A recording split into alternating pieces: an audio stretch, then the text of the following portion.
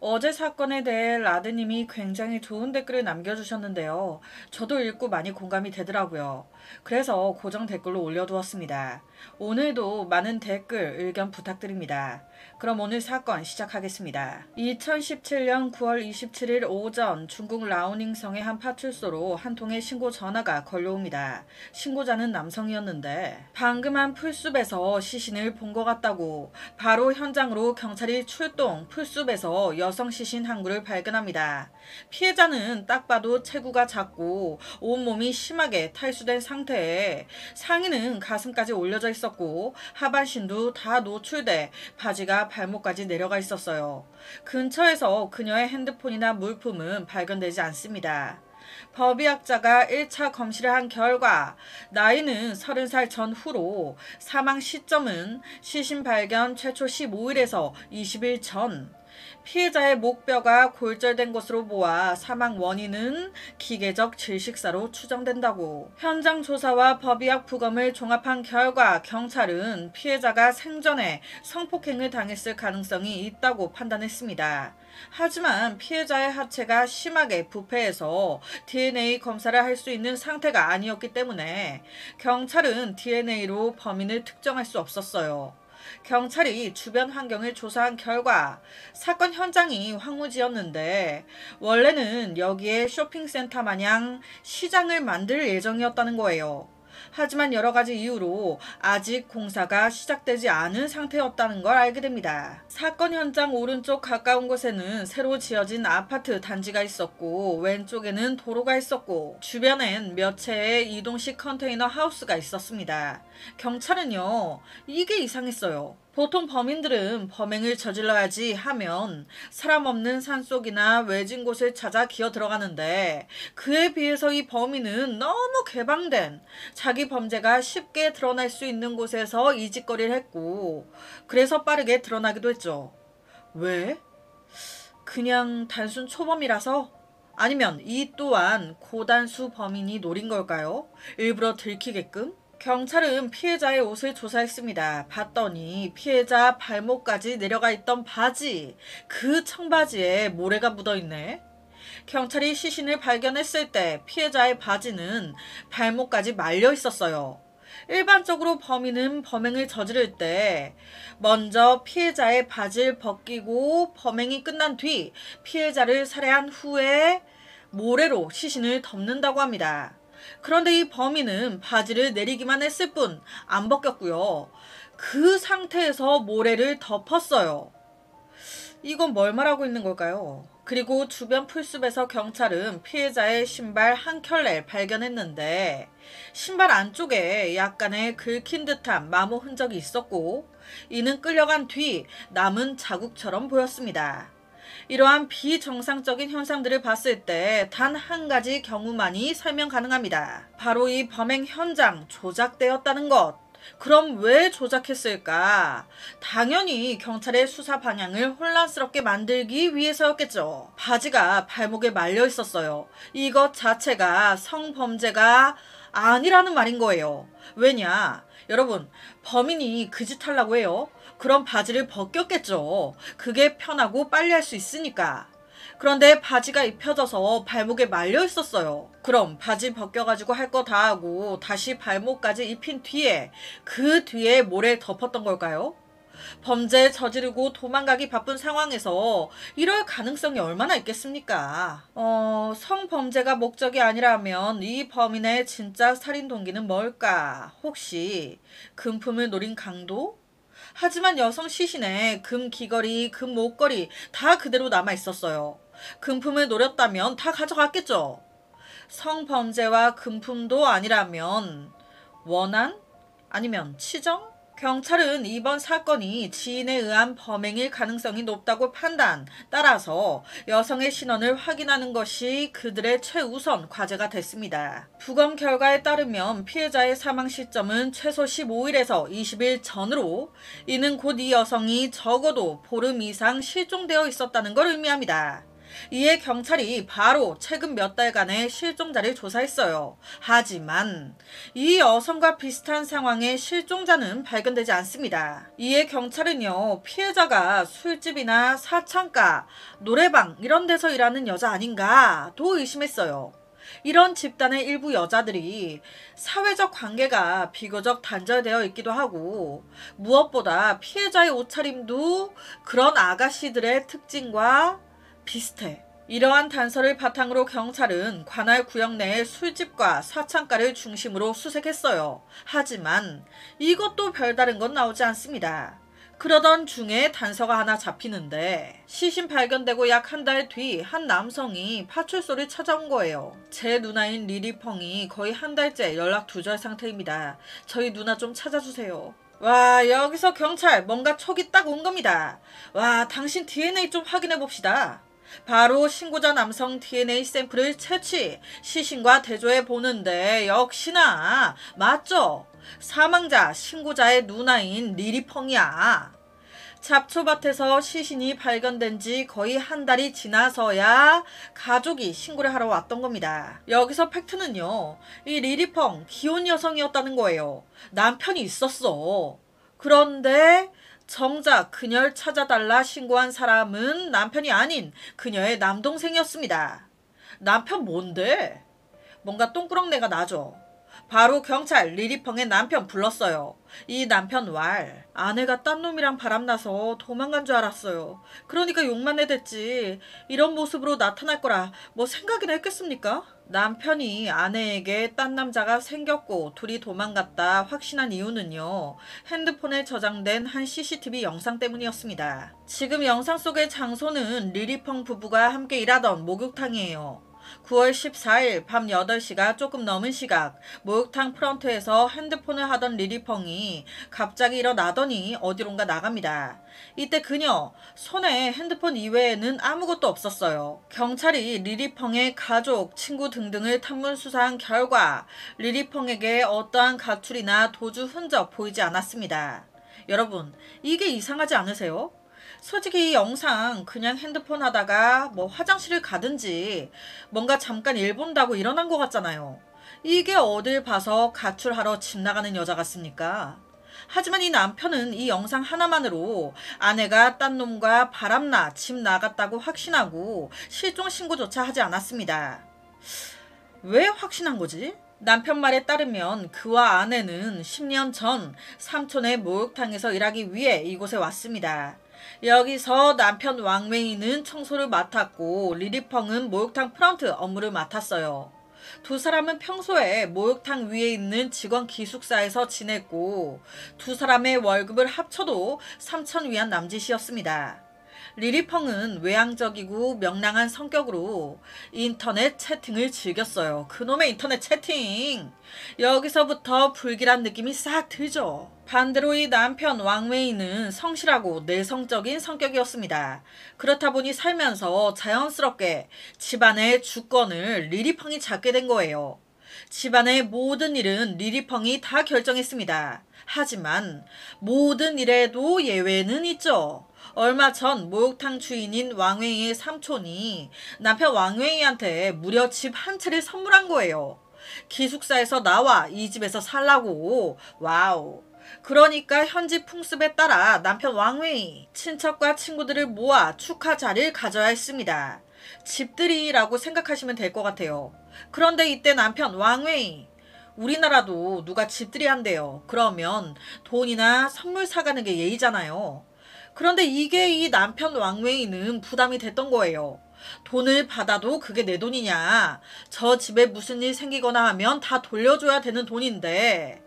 그리고 괜히 집들이 한다고 하면 오는 사람도 부담될 수 있고 뭐 본인들도 그렇고 그러니까 하기 싫은 거예요. 하지만 리리펑, 이 남자가 지금 무슨 소리 하는 거야. 할 건 해야지. 무조건 집들이는 해야 돼. 할 거야. 이 문제로 두 사람 다투게 됩니다. 이 다투는 과정에서 리리펑 왕웨이한테 집들이 하자고. 이 남자가 왜 이래? 자꾸 이렇게 고집 부릴 거야? 집들이 안 할 거면 그냥 이혼해. 꾸역꾸역 당신 고집대로 할 거면 갈라서자고. 나 그 꼴 못 봐. 당신 아니어도 밖에 나 만나고 싶어가지고 안 달라있는 남자 널렸어. 바로 리리펑의 이 한마디가 남편 왕웨이로 하여금 이 여자가 밖에 남자를 하나 꽁쳐놨나 바람피고 있나 생각이 들면서 기분 더럽게 만든 거예요. 그렇다면 그의 주장대로 정말 리리펑 그녀에게 남자가 있었을까요? 경찰이 알아본 바에 따르면 이 영상은 남편 왕웨이가 핸드폰으로 CCTV 화면을 촬영한 겁니다. 핸드폰으로 녹화된 CCTV 화면을.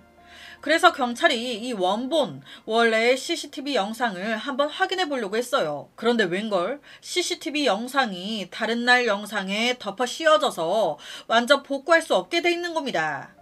여러분 좀 이상하지 않으세요? 이 영상이 그냥 보면 별거 아닌 영상으로도 보이거든요. 그런데 이 남편은 이날 전체 CCTV 영상을 봤을 거 아니에요. 아내의 행동을 이런저런 행동들을 다 봤을 건데 이상하게 딱 이 장면만 자기 폰으로 찍어놨어요. 이게 이상한 거예요. 남편 왕의 말에 따르면 이때는 아직 새 집으로 이사 전이었어요. 그래서 그날 밤 자기가 목욕탕 위층 직원 기숙사에서 딸과 함께 숙제를 하고 있었다는 거예요. 그런데 아내가 전화해도 안 받고 하니까 아래층 목욕탕으로 내려가 봤다는 겁니다. 갔더니 없어. 뭐야 연락도 안 받고 어디 간 거야? 해서 목욕탕 CCTV 영상을 보게 된 거였다는 겁니다. 그런데 그 영상에 아내가 나한테 뭔 말도 없이 갑자기 핸드폰을 들고 밖으로 나가는 것 같아. 그러니까 순간적으로 전에 집들이 문제로 둘이 싸웠던 게 생각이 났다는 겁니다. 이게 한번 짚고 넘어가자면 아직은 이사 안 갔는데 이사 가면 집들이 할 거냐 말 거냐 이거예요. 여튼 그래서 그는 아내가 나가는 모습의 이 CCTV 영상을 촬영해 뒀다는 겁니다. 왜? 아내가 바람났다는 걸 아내의 외도를 증명할 증거로 삼으려고. 이 주장을 들은 경찰. 이 남편의 말 전혀 납득이 안 돼. 남편 왕웨이 네가 죽인 것 같은데 왜? 너 계속 아내한테 잡혀 있었잖아. 아내한테 억압된 상태였잖아. 그 상황에서 리리펑의 불륜 사실을 알게 된 그 순간 수년간 쌓여온 억압된 감정이 한순간에 파바박 폭발. 그래서 죽인 거 아니야. 그 후에 시신을 유기하고 성폭행 당한 것처럼 꾸며놓은 거 아니야. 정상적인 수사 절차로 본다면 대부분의 경찰들은 피해자에게 성폭행 흔적이 보인다? 그러면 가장 먼저 피해자의 남편을 용의선상에서 제외시킨다고 합니다. 왜? 남편이 아내를 성폭행할 이유는 없잖아요. 뭐 있으면 있게 하겠지만 가능성이 낮죠. 이걸 노리고 꾸며놓은 거 아닌가. 이런 추측을 입증하기 위해 경찰은 CCTV 속 리리펑 핸드폰 하나 들고 밖으로 나갔어요. 밖에서 어디로 갔을까? 바로 목욕탕 밖의 CCTV 영상 확인하는데 리리펑이 목욕탕을 떠난 직후 남편 왕웨이 역시 목욕탕을 나서는 장면이 당신 아내 뒤따라 나왔었구만. 이 부분에 대해서 왕웨이 말 그거야 전 아내가 방금 밖으로 나가고 이런 거 몰랐고 위층에서 내려왔는데 아내가 없으니까 아내 찾으러 나간 거였죠. 하지만 경찰은 그렇게 보이지 않았어요. 아내를 찾는다는 명목으로 따라 나가서 죽이고 온 거 아니고? 이어서 경찰이 인근 도로의 CCTV 영상을 확인하는데 거기에 왕웨이가 주변 도로를 막 몇 번 배회하더니 다시 목욕탕 안으로 들어가네. 아내를 계속 뒤쫓아가거나 그런 게 아니었던 거예요. 알리바이가 어느 정도 입증이 된 거죠. 따라서 남편 왕웨이 용의선상에서 제외됩니다. 하지만 왕웨이에 대한 조사를 진행하던 중 경찰은 인근 도로의 CCTV 영상을 확인하면서 새로운 사실 하나를 발견합니다. 리리펑이 목욕탕에서 나와가지고 한 아파트 단지로 바로 슝 들어가네. 그런데 나오는 장면이 없어. 시신은 풀숲에서 발견됐는데 그럼 그 아파트 단지에서 나왔다는 말인데 나오는 장면은 안 찍혀있다. 이와 동시에 경찰이 왕웨이가 제공한 30초 분량의 CCTV 영상 막 팠어요. 그런데 자세히 이 여자를 보니까 이 여자가 핸드폰을 켜요. 뭔가를 확인한 후에 갑자기 외출하는 것처럼 보이는 거예요.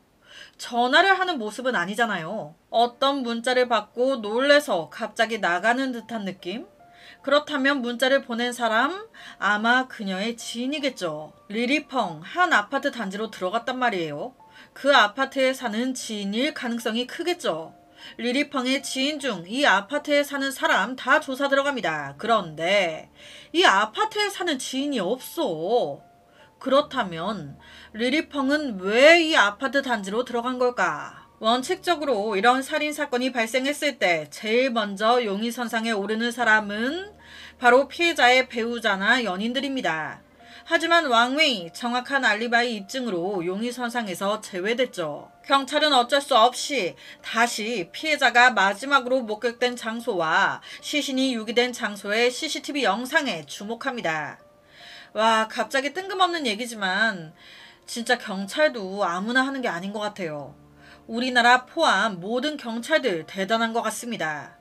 여튼 추가 수사 끝에 경찰은 리리펑이 그 아파트 단지에 들어간 지 약 20분 후 한 대의 흰색 승용차가 아파트 단지를 빠져나가는 걸 발견합니다. 그 차량 뒤를 쓱 따라가 봤더니 시신이 유기돼 있던 현장으로 가네. 바로 이 차량 번호판 조회에 들어갑니다. 그런데 봤더니 해당 차량이 여러 차례 매매와 담보로 넘겨진 거예요. 차주가 계속 바뀐 거죠. 하지만 여기서 문제는 차주만 바뀌었지 명의 이전은 안 된 상태였습니다. 그러니까 서류상 차주는 한 명이야. 그런데 실제로 거래하고 담보로 받고 차를 몰고 있는 사람은 매번 바뀐 거예요. 그러니까 정작 실제 차주, 지금 누가 그 차를 모는지 모르는 겁니다. 거기다 CCTV 속 운전자의 얼굴 반만 드러내고 있었어요. 잘 안 보여. 그저 나름 분석했을 때 운전자의 키는 190 이상, 체격도 매우 크고 건장해 보였다는 거. 경찰은 곧바로 아파트 단지 주민들을 상대로 탐문 조사 들어갑니다. 하지만 키가 190에 건장한 이 눈에 확 띌 법한 남자를 기억하는 주민은 한 명도 없었어요. 와, 이거 다시 어떻게 어디서 조사를 시작해야 하나. 그런데 바로 그때 차량 정보를 조사하던 한 경찰관이 기분 좋은 소식을 가지고 옵니다. 문제의 이 차량이 여러 차례 주인이 바뀌었단 말이에요. 명의는 이전 안 했을 수 있지만 보험은 들어야 될 거 아니에요. 차 사고 나면 내 돈 다 낼 수 없잖아. 그러니까 최근 이 차량 번호로 보험이 하나 들어간 걸 확인한 거예요. 누가 이 차량 보험을 넣었냐 확인해 봤더니 장씨라는 여자네. 여자? 봤더니 이 여자 키가 190이 아닌데 나이도 50대 이상으로 많은 것 같고 건장하지도 않아. 아닌가? 포기하려던 그 순간 경찰 짬밥 무시 못하죠. 설마 이 여자 아들 있나? 이 장씨의 아들을 조사해 봤더니 아들인 천씨 키가 193이네. 체격이 건장하네. CCTV 속 남성과 비슷한 거예요. 이 단서를 입수한 경찰은 신속히 출동. 천씨가 거주하는 아파트 단지에서 산책 중이던 그를 체포합니다. 신문했더니 죄송합니다. 자신이 리리펑을 죽였다고 자백합니다. 그런데 여기서 충격적인 건 그가 리리펑을 죽인 이유 고작 2,000위안 때문이었다는 것. 여기서 2,000위안 하나로 38만원 정도 됩니다. 와, 38만원 때문에 사람을 죽여? 도대체 이 둘 사이에 무슨 일이 있었던 걸까요? 살인마 천씨 말에 따르면 지와 리리펑 이 둘 온라인 채팅으로 알게 된 사이라는 거예요. 말이 너무 잘 통해. 둘은 매우 자주 연락을 주고받았고 실제로 여러 차례 만나기도 하면서 자연스럽게 연인 관계로 발전했습니다. 제가 말을 잘못했네요. 이때 그녀 남편 왕웨이가 있었죠. 연인 관계가 아닌 내연 관계. 리리펑은요 낮에는 목욕탕에서 일해요. 그리고 밤이 되면 남편 몰래 천씨를 만나러 나오곤 했습니다. 여러 핑계를 댔겠죠. 어머 여보 친구 아버지가 돌아가셨대. 여보 나 오늘 친구 생일이네. 여보 나 요 앞에 친구가 찾아왔대. 등등등. 그런데 문제는 이렇게 불륜짓거리하는 과정에서 리리펑이 천씨야 나 사정이 이래서 미안한데 나 2,000위안 38만 원만 좀 빌려주면 안 될까? 그래서 이때 천씨 자기 나름 싸랑하니까 빌려준 거예요. 그러면 이놈의 기집애가 알아서 갚아야 될 거 아니야. 며칠까지 갚는다며. 말이 쏙 들어갔네. 그런데 여기서 더 기가 막힌 건요. 제가 그냥 천씨가 리리펑한테 뭐 38만 원 빌려줬다 하니까 꼭 천씨가 직장 있고 반듯한 남자 같잖아요. 아니에요. 이 새끼 직장 없이 하루 종일 엄마 옆에 빌붙어서 빈둥거리면서 일도 안 하고 엄마가 주는 용돈에 의존해 사는 놈이었습니다. 그러니까 그에게 2,000위안 38만 원? 라면이 몇 개야. 매우 중요한 큰 금액이었던 거예요. 천씨는요 여러 차례 리리펑한테 돈을 갚아달라 요구했습니다. 하지만 정작 일하는 사람은 리리펑이었는데도 불구하고 계속 오만 핑계를 대면서 그놈의 38만원 안 갚고 질질 끌어요. 그러다 사건이 발생한 당일 리리펑 웬일인지 천씨에게 먼저 문자로 얘기합니다. 나 돈 갚을게. 그러면서 두 사람은 리리펑이 일하는 목욕탕 옆에 아파트 단지 정원에서 만나기로 해요. 이때 당시 천씨는 차를 몰고 아파트 단지에 도착했고 그 차 안 뒷좌석에서 둘이 만나자마자 몸의 대화를 아주 그냥. 그런데 문제는 막 스킨십 하다가 서로 이제 옷을 막 벗기려고 하는데 여기서 천씨가 딱 얘기한 거예요. 리리펑 오늘 돈 갚을 거 가지고 온 거야? 그런데 이 말을 들은 리리펑 갑자기 표정이 싹 굳습니다. 갑자기 타이밍이 그게 무슨 말이야. 돈은 나중에 갚을게. 얼른 하던 거 하자. 이렇게 얘기하면서 자기 옷을 막 스스로 벗어요. 혼자 급해. 얼른 자기도 벗어. 지 옷 다 벗더니 이제 천씨 옷도 막 벗기려고.